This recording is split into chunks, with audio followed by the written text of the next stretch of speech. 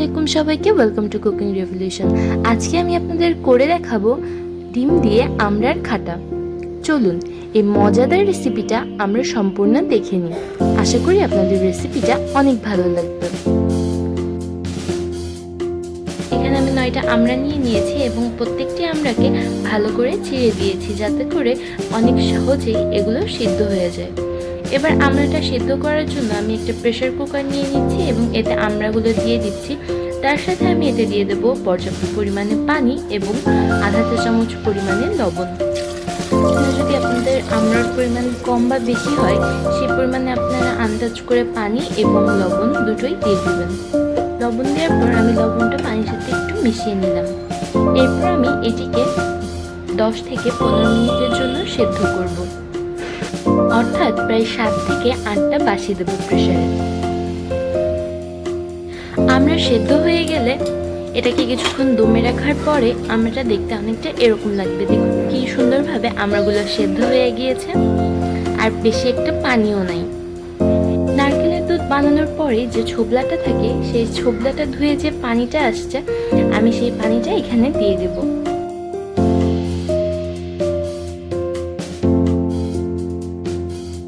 নারকেলের পানিটা দেওয়া হয়ে গেলে এবার আমি আমড়াগুলোকে একটা কাঠের খুন্তির সাহায্যে ভালোভাবে মিশিয়ে নেব এই নারকেলের পানিটার সাথে।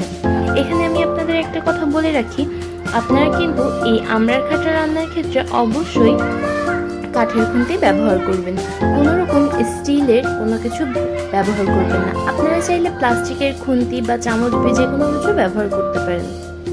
এবার আমরা খাঁচাটাকে ভালোভাবে জাল করব। জাল করতে করতে এখানে আমরা 1 চা চামচের 3 ভাগের 1 ভাগ পরিমাণে হলুদ দিয়ে দিচ্ছি, আর দিয়ে দিচ্ছি স্বাদ মতো লবণ।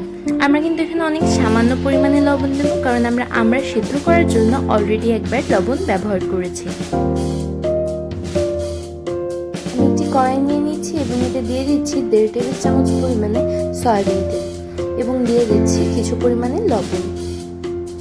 এবার আমি তেলটা ভালোভাবে গরম হতে দেব এবং একটি খুন্তির সাহায্যে তেলটিকে কড়াইয়ের চারিদিকে ভালোভাবে ছড়িয়ে দেব।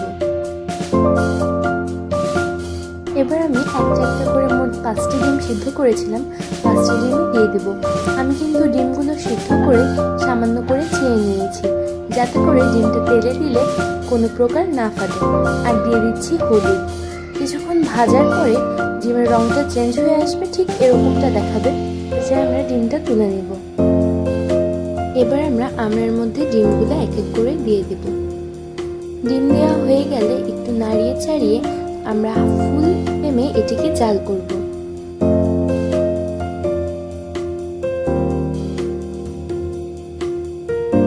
এবার আমরা দিয়ে দিচ্ছি নারকেলের যে পিওর দুধটা, সম্পূর্ণটা দিয়ে দেব। এখানে আমি প্রায় 1.5 কাপ পরিমাণে দুধ ব্যবহার করেছি। আপনারা আমড়া এবং ডিমের পরিমাণ অনুযায়ী নারকেলের দুধের পরিমাণটা বাড়িয়ে অথবা কমিয়ে ব্যবহার করতে পারেন। পাত্রে নারকেল দুধ ছিল, ওই পাত্রটা ধুয়ে আমি সামান্য পরিমাণ পানি এতে দিয়ে দিচ্ছি। এবার আরেকটু নাড়িয়ে চাড়িয়ে এটিকে শেষবারের মতন জাল করার পালা। যতক্ষণ না ঝোলটা ঘন দেখা যাবে ততক্ষণ পর্যন্ত এটাকে জ্বালাতে হবে। এবার আমি এতে দিয়ে দিচ্ছি 1 টেবিল চামচ পরিমাণে চিনি। আপনাদের স্বাদ অনুযায়ী চিনির পরিমাণটি বাড়িয়ে অথবা কমিয়ে দিতে পারেন, কারণ খাটা অনেকে মিষ্টি খেতে অনেক পছন্দ করে। সেক্ষেত্রে আপনারা চিনির পরিমাণটা কিছুটা বাড়িয়ে দিতে পারেন। আমরা এটিকে জাল হতে আরেকটা চুলায় দিয়ে দিচ্ছি। এদিকে আমি একটা কড়াই নেব, যে কড়াইটাতে আমি ডিমগুলো ভেজেছিলাম। এবার দিয়ে দিচ্ছি 1 চা চামচ পরিমাণে রসুন। এবার রসুনগুলোকে আমি ভালোভাবে ভেজে নেব, যতক্ষণ না এর রংটা সোনালী রঙের হয়ে যায়।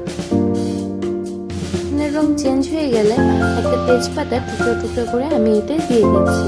তারপর আরেকটু ভেজে নেব। এরপর সম্পূর্ণ যে ডিমের এবং আমড়ার খাটাটি, এটি এই তেলের মধ্যে বাগার দিয়ে দেব। কড়াইতে দিয়ে আরো কিছুক্ষণ জাল দিলে এটা অনেকটা এরকম ঘন হয়ে আসবে। এবার এটি সার্ভিং করার পালা।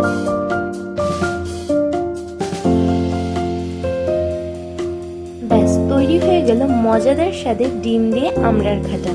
এই খাটাটি খেতে কিন্তু অত্যন্ত মজাদার। আপনারা অবশ্যই আমার রেসিপিটি দেখে বাসায় এটি ট্রাই করবেন। আশা করি আপনাদের ভালো লেগেছে। ভিডিওটি ভালো লাগলে একটি লাইক দিবেন এবং আমার চ্যানেলটিকে সাবস্ক্রাইব করবেন। ভালো থাকবেন আপনারা সবাই। আল্লাহ হাফেজ।